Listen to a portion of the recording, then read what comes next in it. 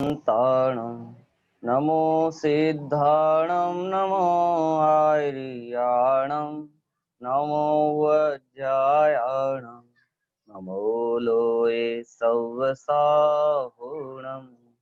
मङ्गलं भगवान् वीरो मङ्गलं गौतमो मङ्गलं कुन्दकुन्दाद्यो जैनधर्मोऽस्तु मङ्गलम् सर्वमङ्गल्यमाङ्गल्यं सर्वकल्याणकारिकं प्रधानां सर्वधर्माणां जैनं जयतु शासनम् नमः श्रीवर्धमानाय निर्धूतकलिलात्मने सालोकानां त्रिलोकानां यद्विद्यादर्पणाय ते तीन काल के जिनवरा तीन काल के सिद्ध तीन काल के मुनिवरा वंदो लोक प्रसिद्ध। जब उत्तम ब्रह्मचर्य धर्म की जय।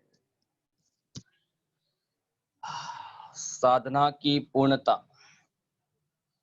आराधना की पूर्णता, स्वभाव में ही रमणता, उसका नाम है ब्रह्मचर्य धर्म। स्वभाव की पूर्णता आज रमने योग्य धर्म है। रमणता का नाम ब्रह्मचर्य है। किसमें रमण करें? कौन रमण करने योग्य है दुनिया में? वास्तव में कौन भोगने योग्य द्रव्य है? किसके माध्यम से आज आनंद आएगा? कौन आनंद को देने वाला है आज? तो आज यह उत्कृष्ट 10 लक्षण धारण ने पूरी जीवन भर पढ़ाई की और पढ़ाई का आज एग्जाम है और आज वो एग्जाम है जिसमें पूर्णता रूप अंक लाने हैं। आज आपकी असली परीक्षा है कि वास्तव में 9 दिन हमारे बीते तो 9 दिनों की साधना, 9 दिन जो इतने दिनों से पढ़ाई कर रहे थे, कोई बच्चा यदि सबसे अच्छी पढ़ाई आईपीएस की NARS की पढ़ाई करता होवे और इन्हें साल भर तो कोचिंग जावे और अंतिम दिन एग्जाम के समय ये हो जावे कि नहीं अब तो मुझे क्या है, मजा नहीं आ रहा है ना, तो बोलो वो वास्तव में पढ़ाई की क्या?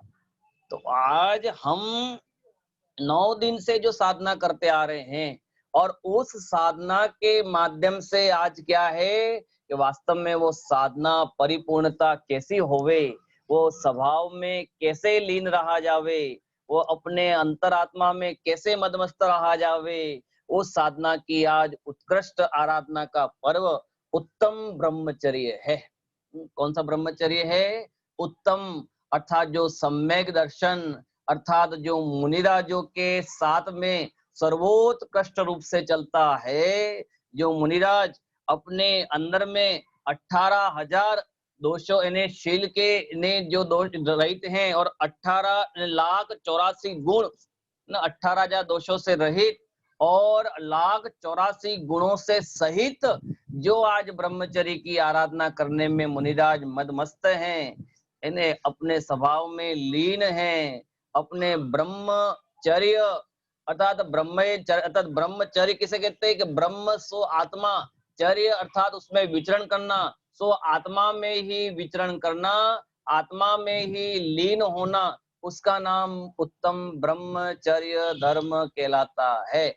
ब्रह्मणि चरति इति ब्रह्मचर्य। ब्रह्म अर्थात चरति अर्थात चरण करना, अर्थात विचरण करना। किसमें विचरण करना? तो आत्मा में अपने ज्ञायक स्वभाव में लीन हो जाना, उसमें चरण कर जाना, उसका नाम उत्तम ब्रह्मचर्य कहलाता है। और व्यवहार से जब यह जीव व्यवहार से ब्रह्मचर्य लेता है तो कायेन ब्रह्मचर्येन अर्थात मैं काया से ब्रह्मचर्य का पालन करता हूँ, अर्थात मन से वचन से। तो कभी जीव की, क्योंकि संसारी है तो भाषा कभी निकल सकती है कुछ राग वाली और परिणाम कभी बिगड़ सकते हैं। तो संसारी जीव के लिए तो ये जब वो लेता है सामान्य ब्रह्मचर्य तो क्या बोलते हैं? कायेन ब्रह्मचर्य।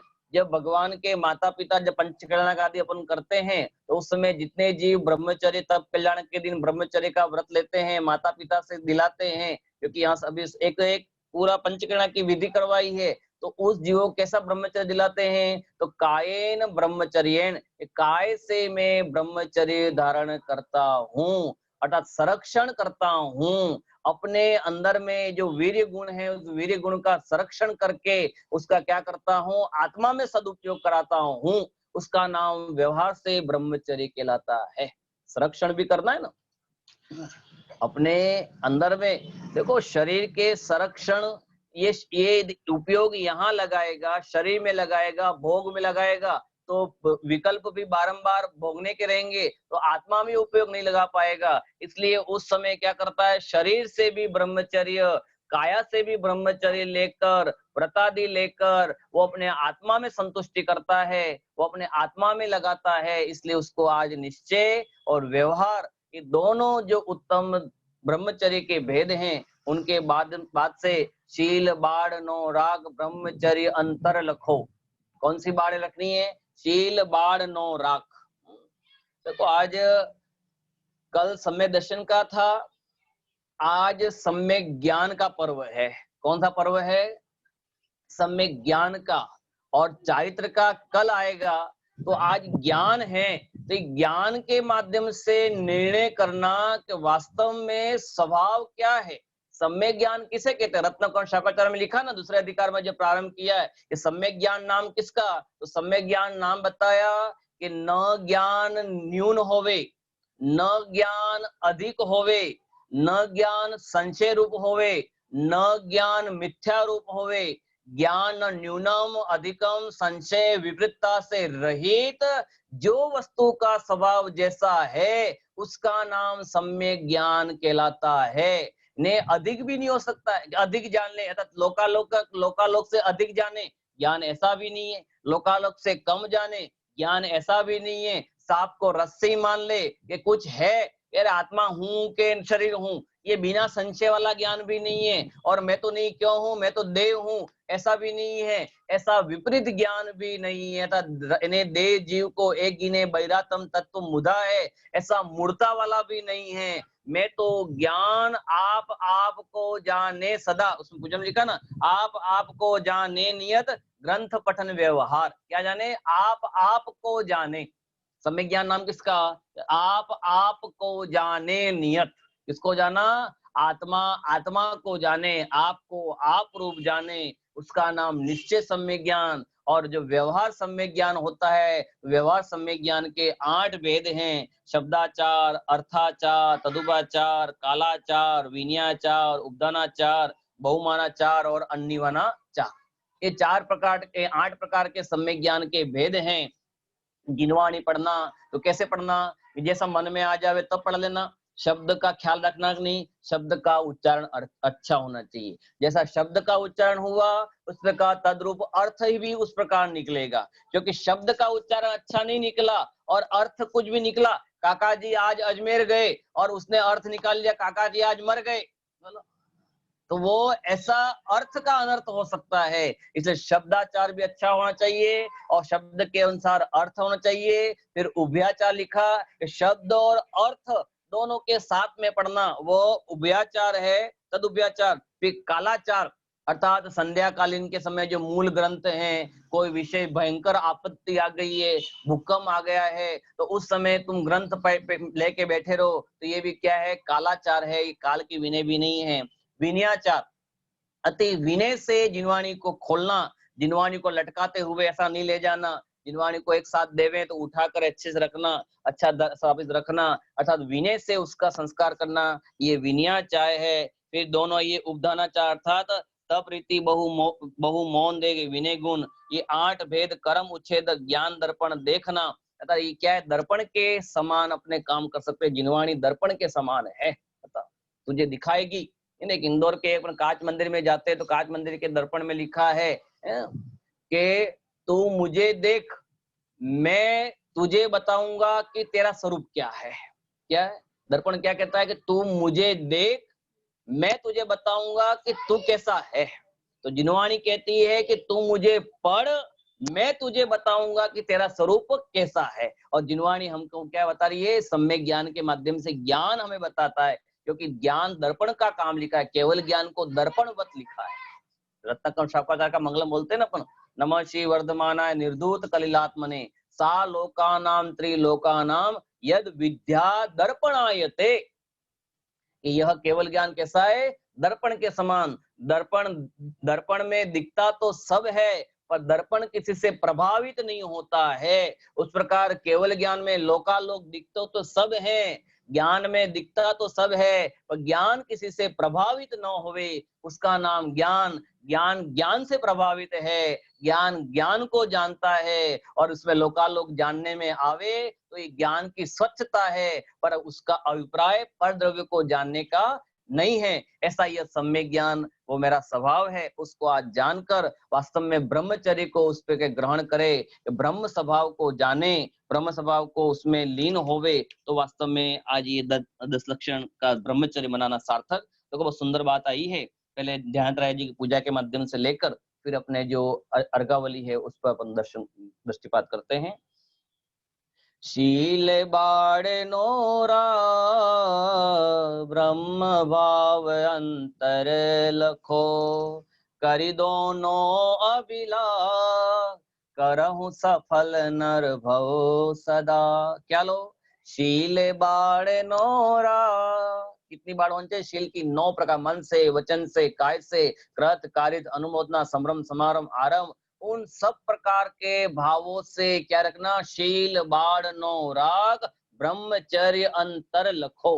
किसको लखो? अर्थात जानो, पहचानो कि भैया मैं बाहर में भी 9 प्रकार से शील की 9 प्रकार की बाड़ों के माध्यम से मैं अपनी मर्यादा रखूंगा, और ब्रह्म भाव अंतर लखो, निश्चय से अंतर भाव अर्थात ज्ञान भाव को मैं लखन करूंगा, और करी दोनों अभिलाग अर्थात दोनों का उद्व्यवहार और निश्चय, दोनों का चिंतन करके अपने आत्मा को क्या करूंगा?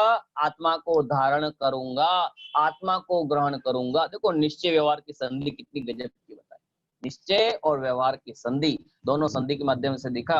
आगे लिखा, उत्तम ब्रह्मचर्य मन आनो, माता बहिन सुता पहचानो, सहेबान वर्षा बहु सूरे, टिके ननैन बान लखी कूरे। कितनी गजब की बात लिखी दयानंद राय जी साहब ने। पता, उत्तम ब्रह्मचर्य मन आनो, कहा ना उत्तम ब्रह्मचर्य अपने मन में है ना, वचन से, काय से और मन में भी श्रद्धा भाव से रखना। और क्या लिखा?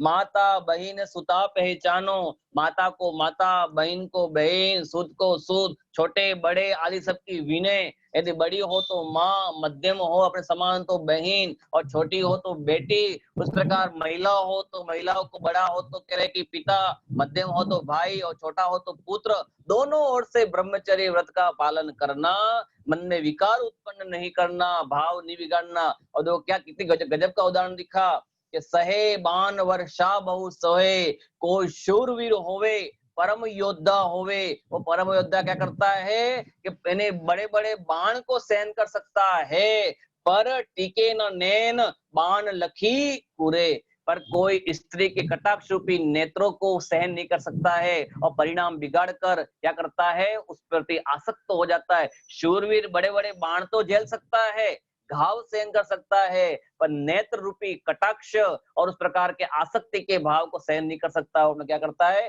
परिणाम बिगाड़ देता है।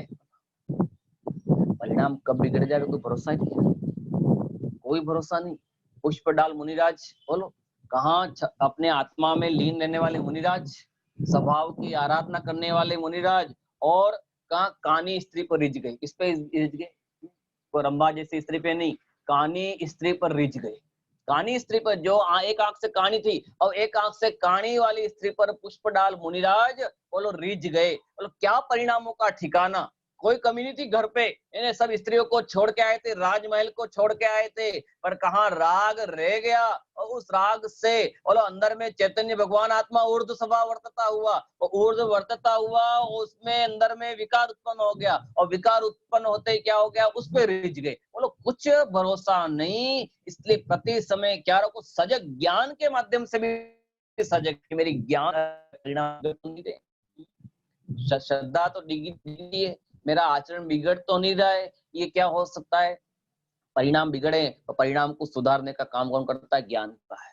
वापिस कंट्रोल कर, वापिस गुलाटी मारो बहन से बोले ना, एक बार गुलाटी तो मारना, गुलाटी मार, अर्थात गुलाटी कैसे मारे कि जो बाहर में दृष्टि थी वो दृष्टि क्या करे, अंतर्मुख करे, जो बाहर में गुलाटी मार रहा था, और वापिस पीछे मुड़, अर्थात कहाँ मुड़ना है, स्वभाव की ओर मुड़ना है, स्वभाव की ओर दृष्टि करना है, और अंदर में आएगा चैन स्वभाव में, तो क्या हो जाएगा, परम ब्रह्म स्वभाव में विचरण करेगा, तो यह उत्तम ब्रह्मचर्य धर्म प्रकट उसके अंदर में हो जाएगा। देखो आगे क्या लिखा, कुरेतिया के अशुचि तन में काम रोगी रति करे, बहुमृतक सड़ह मसान माई कागजों चोहे भरे।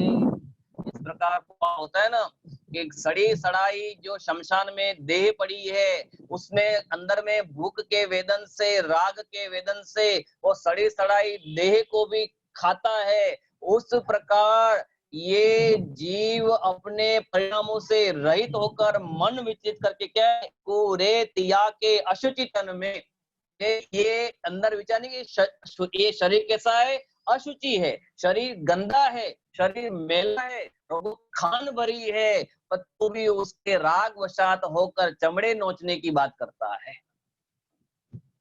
उसका ब्रह्मचर्य से पालन नहीं करता है, बाहर में उस प्रकार की आसक्ति हो जाती है। इसलिए भैया ब्रह्मचर्य स्व द्वारा संतोष, अपनी पत्नी में ही संतोष पर परिणाम रखना, और उसमें भी अष्टमी, 14, 10 लक्षण, अष्टानिका आदि सब में अपन को उससे ब्रह्मचर्य का पालन करना, ये ऐसा सामान्य ब्रह्मचर्य अपने जीवन में आना चाहिए। लेकिन बहु मृतक सड़ही मसान माही का जो चोचे भरे, काम रोगी रति करे, और संसार में विष बेल नारी तजी गए योगीश्वरा, अर्थात संसार में विष बेल नारी, अर्थात क्या ये माता बहना सब विष है क्या? अरे उसको विष नहीं कहा भाई साहब, अपने परिणामों को विष कहा। उस समय तेरे जो भाव हैं, अरे वो विष बेल नारी गए, अर्थात अपने परिणामों में करे, मेरे परिणाम उस रूप क्या हो रहे हैं कि परिणाम मेरे विष के भांति हो रहे हैं, अर्थात जैसी गलती से भावना की विष बेल के समान, कि ये सब ये भावना परिणाम क्या है, विष बेल हैं, तो मुझे इनको छोड़ना चाहिए। नारिया विष बेल नहीं है, यदि नारिया विष बेल होती तो माता बहनें भी क्या हो जाती, विष के समान हो जाती, तो फिर उसको भी छोड़ना पड़ता। तो वो ऐसा नहीं भैया, अपने परिणाम, कोई सती सती सती अंजना जा रही है, सीता जा रही है, और कोई पापी जीव रावण जैसा जीव उसके प्रति परिणाम बिगाड़े, तो क्या सीता विष हो गई क्या? अरे विष तो तेरे परिणाम है, विष तो तू है, जहर का तो तू सपोला बना हुआ है। अरे वो नहीं बात लिखी है, अपने परिणामों को क्या करो, परिणाम सुधारो उस समय। अरे भाई साहब मेरे परिणाम, इसलिए उन परिणामों को देखकर क्या हो जाता है, संसार विरक्त हो जाता है। देशभूषण कुलभूषण दोनों राजकुमार बचपन से ही अपने गुरु के साथ में क्या शिक्षा को ग्रहण करने के लिए चले गए, और शिक्षा को ग्रहण करने के लिए गए, और कुछ समय बाद युवावस्था में जब वापस आए और नगर की ओर वापस आने लगे, तो वहां से नगर में प्रवेश करने लगे, तो अपने महल पर उसने एक सुंदर स्त्री को देखा, और स्त्री को देखकर अंदर में परिणाम आए कि मैं इससे शादी करूंगा, दूसरा भाई कहता अपने परिणाम में उससे शादी करूंगा, दोनों ने अंदर में शादी की कि मैं ये जो मुझे देख रही है, ये कितनी सुंदर, वाह गजब की कामदेव ये लड़की है, कौन है, हम उससे शादी करेंगे, हम उससे शादी करेंगे। आपस में दोनों भाई लड़ मरे, है ना, आपस में लड़ने लगे, और तुरंत उस समय वहां मंत्री आया, और मंत्री ने कहा कि क्यों लड़ रहे हो, तो एक देशभूषण कहते हैं, कुलभूषण कहते हैं कि हम उस स्त्री से शादी करेंगे। अरे अरे भाई, वो स्त्री शादी की नहीं, वो लड़की शादी नहीं, वो तो लड़की आपकी बहन है।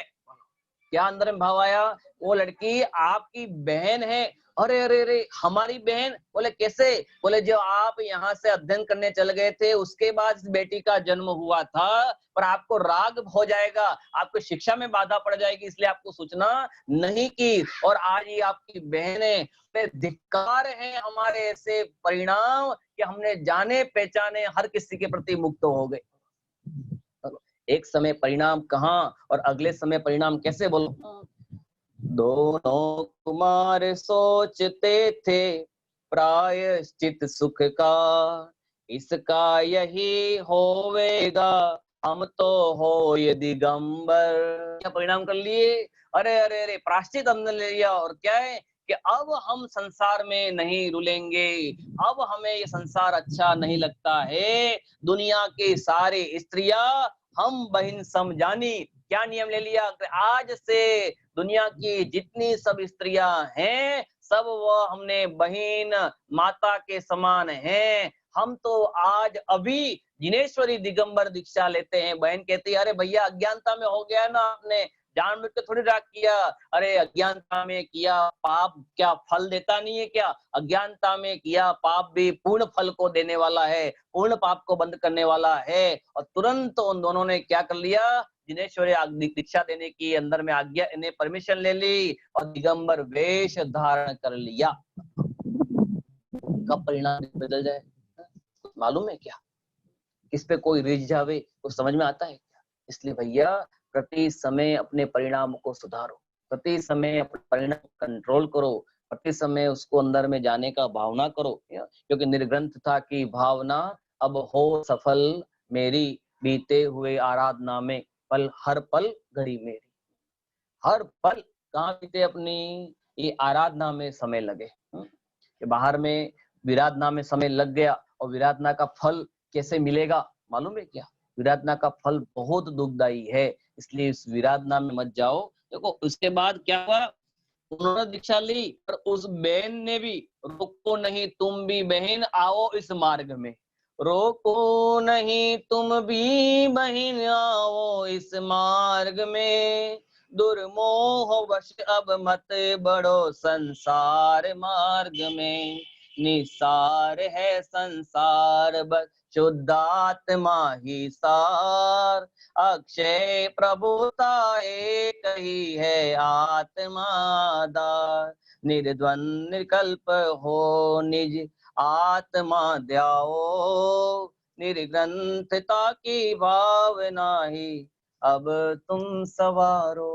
क्या लिखा, निर्ग्रंथ आओ आओ आराधना में आओ, आनंद के उल्लास से शिव मार्ग में आओ। उसको बहन को भी कहे हे बहन, बोले तुम भी मत फंसो, रोको नहीं तुम भी बहन आओ इस मार्ग में।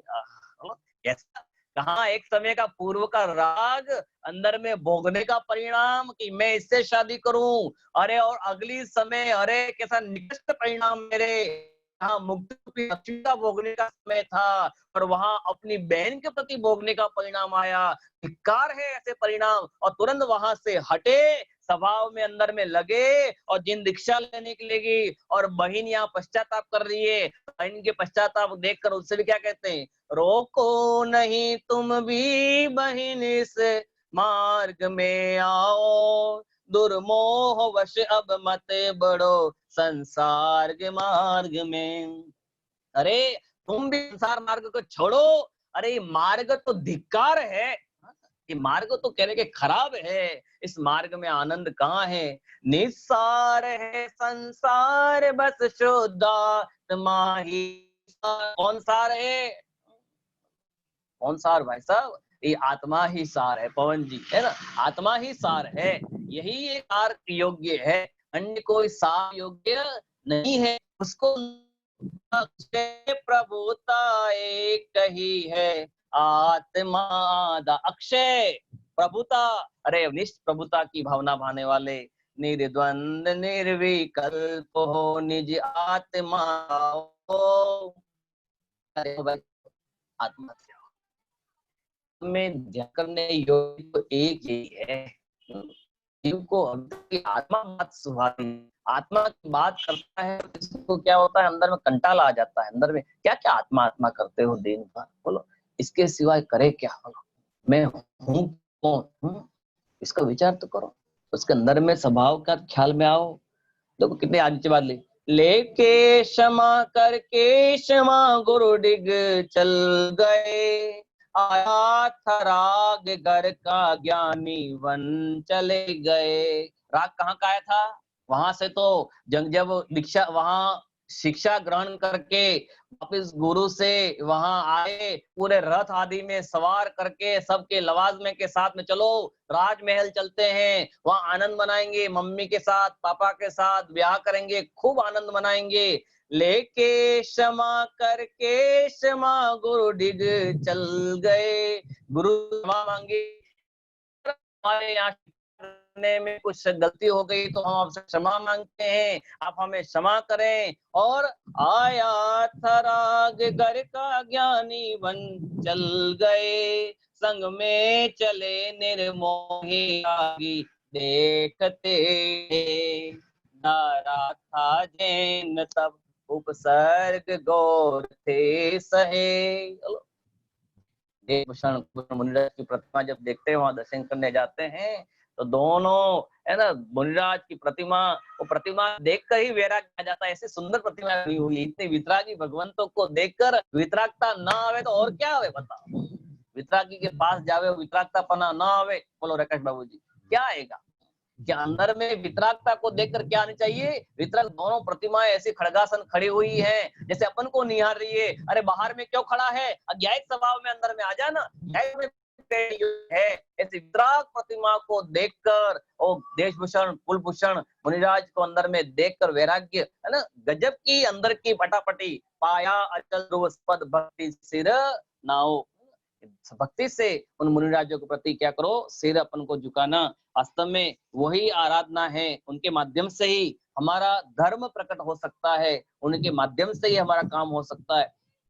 एक एक कथाएं इतनी गजब की हैं, ये ब्रह्मचर्य धर्म गजब का। ने अभी तो शुरुआत ही नहीं हुई है, बोलो अभी इतना गजब का उत्तम ब्रह्मचर्य। देखो इसका अर्गावल देखो, जहाँ वास हो महिलाओं को महान रहना, अपने शील स्वभाव भाव रस में ही बहना, सभी नारियों को माता के समान मानो, उत्तम ब्रह्मचर्य धर्म ही उर में लाओ। ये तो बहुत ऊपरी ऊपरी है, स्थूल रूप से ब्रह्मचारी है, सूक्ष्म रूप से ब्रह्मचारी नहीं, स्थूल रूप से। जो तेरे है ही नहीं, उसके प्रति विकार का परिणाम क्यों? देखो, नारी तन की ओर रति से देखो चेतन, ये सब बात ये है। स्त्री सहवास, स्त्री मनोरांग, राग वचन, पूर्व राग अनुस्मरण, पूर्व में जो के भोगे जो भोग पहले, उन कान होवे सुमिरन, किसका? भोगे जो भोग पहले, उन कान होवे सुमिरन। उन सब क्या कर दूं? पूर्व में जो भोग भोगे उसका कभी भी सुमरण नहीं करूं, उसको कभी मैं याद नहीं करूं। अरे क्योंकि पूर्व रतानुस्मरण, के पूर्व में जो अपने रत किया उसका स्मरण करने से ब्रह्मचर्य का घात लगता है, शील की बाट टूट जाती है और तीव्र पाप का बंध होता है। जो पूर्व में अपना छूट गया, जो पूर्व में घर था, पूर्व में खेत थे, पूर्व में खलियान थे, पूर्व में कोई भी था, उन सबके प्रति क्या रखो? माँ बाप के प्रति, अरे नहीं मुझे इससे कोई राग नहीं है। राग वचन कभी किसी से बोलो न, जोर से हंसना। मैंने बहुत सारे स्त्रियां खड़ी होवे, वहां जाकर अकेले पुरुष को बैठना, बहुत सारे पुरुष बैठे हैं वहां जाकर केवल स्त्री को खड़े रहना, ये शोभास्पद नहीं है। और बहुत सारी स्त्रियां बैठी तो भी जोर जोर से हंसना, इन्हें ठाठी करना, उसको कोई सामने वाला देखकर उसके विकार का परिणाम होवे, ऐसे विकार का परिणाम नहीं करना। जहाँ भीड़ भाड़ होवे वहां अकेली नारियों को नहीं जाना चाहिए, क्योंकि वहां से अपना शील धर्म बर्बाद होता है। एक बहुत सारे शील की सब बाड़े हैं, ये 18,000। यहाँ तक आगम में तो यहाँ तक इतनी बात लिखी है कि मुनिराज महाव्रती जो होवे, वो सर्दी के समय यदि हाथ को ऐसे ऐसे ऐसे मसले ना, हाथ तो ऐसे घर्षण करे तो भी ब्रह्मचर्य का दोष लगता है। क्योंकि वहां से क्या होती है? गर्मी आती है, और एक हाथ से दूसरे हाथ को चिपकाने में क्या होता है? वो उस प्रकार के शरीर में गर्माश आती है, तो तन इन्हें भक्षण करने का, शरीर को पोषने का राग आता है, और शरीर को पोषने के कारण से ब्रह्मचर्य का दोष लगता है। कितने महाव्रती ध्यान मुनिराज हैं, ऐसे परिणाम नहीं आते है ना। हाथ को परिणाम नहीं आता है, अग्नि से तपने का परिणाम नहीं आता है, धूप में बैठने का परिणाम नहीं आता है, क्योंकि है ना देह में मगनताई यही मांस भगिनो है। लिखा ना समय नाटक में 7वें सोनों में निश्चय से बात क्या लिखा कि देह में मगनताई किसमें मगनताई? देह में मगनताई यही मांस भगिनो, कि देह में मगनता होना, ये क्या है? मांस भक्षण का दोष लगता है, और ब्रह्मचर्य का दोष तो लगता ही लगता है। कामोद्दिग भोजन थोड़ा भी मत खाना, ने गरिष्ठ भोजन नहीं खाना, जिसमें अपना काम भाव उत्पन्न हो जावे, कहाँ पर काम वासना उत्पन्न हो जावे, ऐसे गरिष्ठ भोजन हमारे मुनिराज भोजन करेंगे ना, निरस से ने सरस भोजन करेंगे, निरस करेंगे, बेरुखा भोजन करेंगे, जिस भोजन से उसमें शरीर पुष्टता नहीं होती, इंद्रियों की पुष्टता नहीं होती है, ऐसा सामान्य भोजन ग्रहण करके अपनी उदर की शांति, अपने पूर्ण जो जठराग्नि है, उस जठराग्नि को शांत करते हैं। भोजन भोजन करने के लिए नहीं, इसलिए तप बढ़ावन है ना, तप के बढ़ावन के लिए भोजन करते हैं। तन श्रृंगार न तेल फूलेन आदि से करना, रुचिकर भूषण आभूषण मत तन पर करना।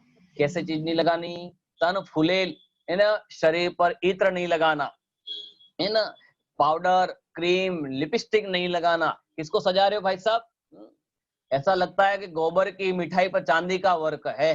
गोबर की मिठाई होवे और गोबर की मिठाई का वर्क करे, चांदी का वर्क करे, तो चांदी का वर्क कब तक रहेगा?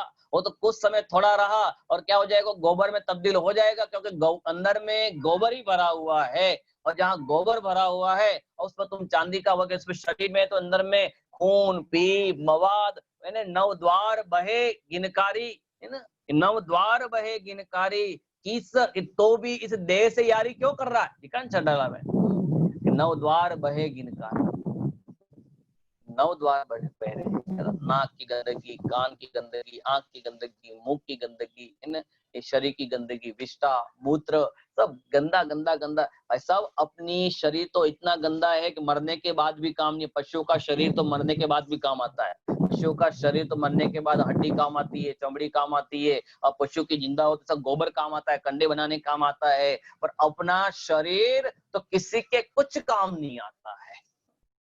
इसलिए ये बाहर में कॉस्मेटिक सामग्री लगाते हो आप, जीवों की मारने वाली क्रीम लगाते हो, लिपस्टिक लगाते हो, फेयर एंड लवली लगाते हो, फाउंडेशन क्रीम लगाते हो, नाना प्रकार के सामग्री बनाकर शरीर को पोतते हो और लगता है कि मैं सुंदर बन गया। अरे काय का सुंदर? अरे सबसे करे कि बेटा में बेरूप है तो कौन सा है? तू है, क्योंकि तूने अपने वस्तु स्वरूप जो नाम कर्म के माध्यम से जो शिव पाया था, वो वस्तु स्वरूप से तूने विपरीत परिणमन करके अपने आप को महंतपना बताता है। इसलिए तू क्या है? तू पापी है। और पाप होकर अपने आप को धर्मात्मा साबित करे तो वो धर्मात्मा नहीं हो सकता है, वो तो आप बगुले के समान मायाचारी का परिणाम कर रहे हो। इस बात का ध्यान रखना। महिलाओं की शैया पर तुम नहीं पौड़ना, महिलाओं के वस्त्रों को भी नहीं ओढ़ना।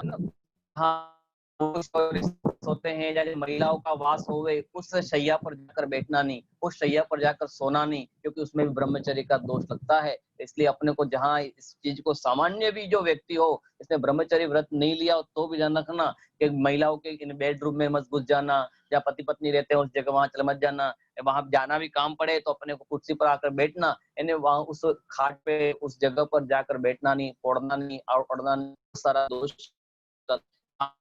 में ललना, कभी सुनना नहीं, ऐसे ऐसे उपन्यास नहीं पढ़ना इसमें अपना शील मर्यादा होवे, इसमें अपना पाप भाव लगे, ऐसे कहानी किससे भी अपन को नहीं सुनना। उदर पूर्ण भोजन तज अनुदर करना, पूर्ण भोजन नहीं करना, उनोदर ही भोजन करना। तो बहुत सारी बातें हैं, चर्या इतना बड़ा है ना, अरे जितना भी इसकी आज बात करें ना उतनी कम है। बाहर से सब कुछ छूट जावे, बस इतनी शॉर्ट सीट में कहना। गुरुदेव जी से किसी ने पूछा कि भैया जैन धर्म को सबसे संक्षिप्त में कहने की विधि क्या है, तो गुरुदेव ने एक ही शब्द ही से बोला कि बाहर से जो मर जावे उसका नाम जैन धर्म। किससे मर जाना? बाहर से जो मर जावे, अर्थात बाहर के परिणामों से, बाहर के भावों से, बाहर के इंद्रियों से, सब प्रकार के भावों से क्या हो जाना? बहिर्मुख हो जाना और अंतर्मुख दृष्टि कर लेना। वास्तव में यही जैन धर्म का सार है। और उस जब तो सार में नहीं रहे तब तक इन ब्रह्मचर्य के धर्म को पालन करता करना। बोलो कितने घर में रहकर विजया सेठ और विजया सेठानी, एक को कृष्ण पक्ष का नियम था और एक को शुक्ल पक्ष का था। कि भैया एक ने कृष्ण पक्ष के बचपन से ही नियम ले लिए थे कि मैं कृष्ण पक्ष को ब्रह्मचर्य को लूंगा, और यहाँ पर शादी हुई तो यहाँ के पति ने क्या नियम ले लिया था कि मुझे शुक्ल पक्ष ब्रह्मचर्य का रहेगा।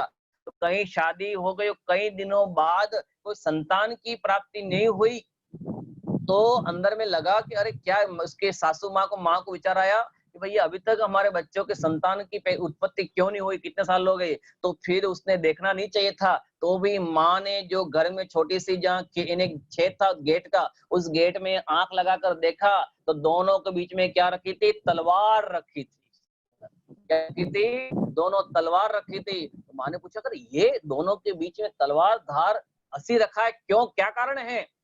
फिर बाद में पूछा तो दोनों के कौन से व्रत निकले, एक के शुक्ल पक्ष के और एक कृष्ण पक्ष के नियम निकले। बोलो कितना गजब का उत्तम ब्रह्मचर्य धर्म है। जो भरी जवानी में इस प्रकार का परिणाम आना वास्तव में धन्य है ऐसे जीवों की, जिनकी हम ऐसा परिणाम हम उनकी अनुमोदना करते हैं। हम ऐसी भावना बढ़ते हमारे भी ऐसे उत्कृष्ट परिणाम बने और हम भी ऐसे बाहर में भी ब्रह्मचर्य का पालन करें और अंतरंग में भी अपने ज्ञायक भगवान आत्मा का पालन करें। ऐसे इसलिए देखो विवाह करना, पंडित राजेंद्र जी बोलते हैं ना, एक दुखी दूसरे दुखी से शादी करे उसका नाम विवाह। विवाह नाम किसका, मैं दुखी और सामने वाला दुखी, और एक दुखी, दुखी प्लस दुखी इज इक्वल टू दुखी, है ना। दुखी वाला जीव दुखी से शादी करेगा तो क्या मिलेगा, दुखी प्राप्त करेगा। मैंने शादी क्यों की, कि मुझे सुखी होना था, और वो कहता है मुझे शादी क्यों, सुखे दोनों परिणामों से, है ना। और ये शादी का एल्बम देखना अर्थात कलंक का एल्बम देखना। किसका एल्बम देखना, कलंकित हुए ना अपन, किसके कलंकित हुए, ये ब्याह, ये तो शादी करना पड़ा, एक गृहस्थी के लिए मजबूरी है। वास्तव में मुझे तो मुक्ति रूपी लक्ष्मी से शादी करने का भाव आना चाहिए था, क्योंकि ये स्त्री भी छोटी छुटाई है, ये भी छूट जाती है कुछ समय बाद, इसलिए उसमें परिणाम अपने जैसे ब्रह्मचर्य जीव तो ऐसा अंदर से भाव पूर्ण रखते हैं। कितनी बातें हैं, एक एक बात बार बार देखो। अर्घावली जब की लंबी, कामदेव से प्राणी होते, शीलवंत ही कामदेव को बल को धोते, मोह शत्रु को जय कर काम शत्रु जीतो, और काम इसको मोह शत्रु को जय कर काम शत्रु को जीतो। पहले जय किसकी पानी पड़ेगी, मोह रूपी शत्रु पर जय पाकर। किस पे जय पानी पड़ेगी, मोह रूपी शत्रु। सबसे बड़ा शत्रु कौन सा है, मोह। और मोह पे शत्रु पे विजय पाली तो काम पर जालेगी। स्वामी दर्शन सेठ वैरागी थे, और सुदर्शन सेठ इतने वैरागी थे, उनको वैराग्य कर दीक्षा ले ली, और दीक्षा लेने के बाद वह जंगल में ध्यान कर रहे थे, अर्थात इन्हें जो शमशान में ध्यान कर रहे थे। और एक बार सुदर्शन सेठ को एक वेश्या मोहित होगी, सुदर्शन सेठ पर, सुदर्शन सेठ पर, सुदर्शन मुनिराज पर वेश्या मोहित हो गई। अब तीव्र उत्कंठ हो गई, मैं इनको अपने घर में कैसे बुलाऊं। तो उन्होंने शाविका व्रत यानी शाविका बनकर क्या किया, उन्होंने घर पे प्रदान की विधि की।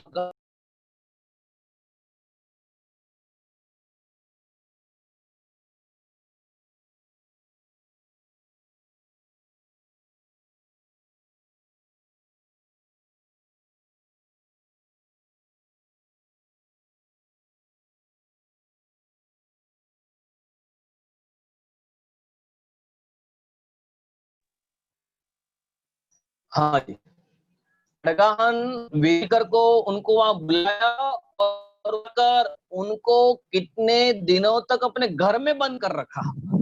सुदर्शन स्वामी, सुदर्शन सेठ को उस वेश्या ने अपने घर में कितने दिन तक बंद कर रखा, और नाना प्रकार की चेष्टाएं करने लगी, तो भी मुनिराज का परिणाम कैसा हो गया, परम वैतरागी।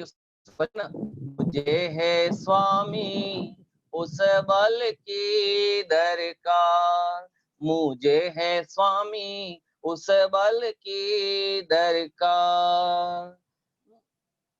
अड़िक के अप्सरा भी वहां सामने खड़ी होवे, अप्सरा भी उस सुदर्शन सेठ के सामने न करती अंग विकार। देवांगना खड़ी हो सन्मुख करती अंग विकार, देवांगना खड़ी हो सन्मुख करती अंग विकार। तो भी सेठ सुदर्शन सा बन जाऊं, सेठ सुदर्शन सा बन जाऊं, लगे नहीं अतिचार।